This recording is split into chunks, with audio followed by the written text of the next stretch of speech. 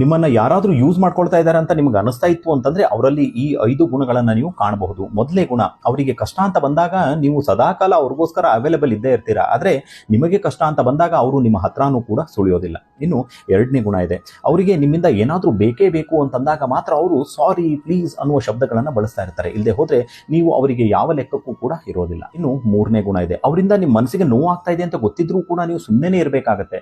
ನಿಮಗೆ ನೋವು ಆಗ್ತಾ ಇದೆ ಅಂತ ನೀವೇನಾದ್ರೂ ಅವರಿಗೆ ತಿಳಿಸಿ ಹೇಳೋ ಪ್ರಯತ್ನ ಮಾಡಿದ್ರೆ ಅದು ಅವ್ರ ಕೈಯಿಂದ ಸಹಿಸ್ಕೊಳ್ಳೋಕೆ ಆಗ್ತಾ ಇರೋದಿಲ್ಲ. ಇನ್ನು ನಾಲ್ಕನೇ ಗುಣ, ಅವರು ತುಂಬಾ ಲೋನ್ಲಿ ಫೀಲ್ ಮಾಡ್ಕೊಂಡಾಗ ಮಾತ್ರ ನಿಮ್ಮನ್ನ ನೆನೆಸ್ಕೊಳ್ತಾ ಇರ್ತಾರೆ. ಯಾಕಂದ್ರೆ ನೀವು ಅವ್ರಿಗೋಸ್ಕರ ಅವೈಲೇಬಲ್ ಇದ್ದೇ ಇರ್ತೀರಾ ಅನ್ನೋ ಒಂದು ನಂಬಿಕೆ. ಆದ್ರೆ ನಿಮಗೆ ಲೋನ್ಲಿ ಫೀಲ್ ಆದಾಗ ಅವರು ನಿಮ್ಮ ಹತ್ರನೇ ಇದ್ರೂ ಕೂಡ ನಿಮಗೆ ಯಾರೂ ಇಲ್ಲ ಅಂತ ಅನ್ನೋ ರೀತಿಯಲ್ಲಿ ನಿಮಗೆ ಮತ್ತೆ ಮತ್ತೆ ಫೀಲ್ ಮಾಡಿಸ್ತಾ ಇರ್ತಾರೆ. ಇನ್ನು ಐದನೇ ಗುಣ ಇದೆ, ಅವ್ರ ಜೊತೆ ನಿಮ್ಗೆ ಇದ್ದಾಗ ನಿಮಗೆ ತುಂಬಾ ರಿಸ್ಟ್ರಿಕ್ಟೆಡ್, ಎಲ್ಲಾನು ಒನ್ ಸೈಡೆಡ್ ಅಂತ ಅನಿಸ್ತಾ ಇರುತ್ತೆ. ಯಾಕಂದ್ರೆ ಅವರು ಕೇವಲ ತಮ್ಮ ಭಾವನೆಗಳಿಗೆ, ಆಸೆಗಳಿಗೆ, ನಿರ್ಧಾರಗಳಿಗೆ ಮಾತ್ರ ಇಂಪಾರ್ಟೆನ್ಸ್ ಕೊಡ್ತಾ ಇರ್ತಾರೆ.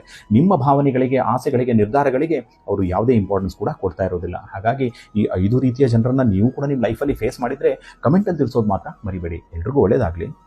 ಶುಭ ದಿನ.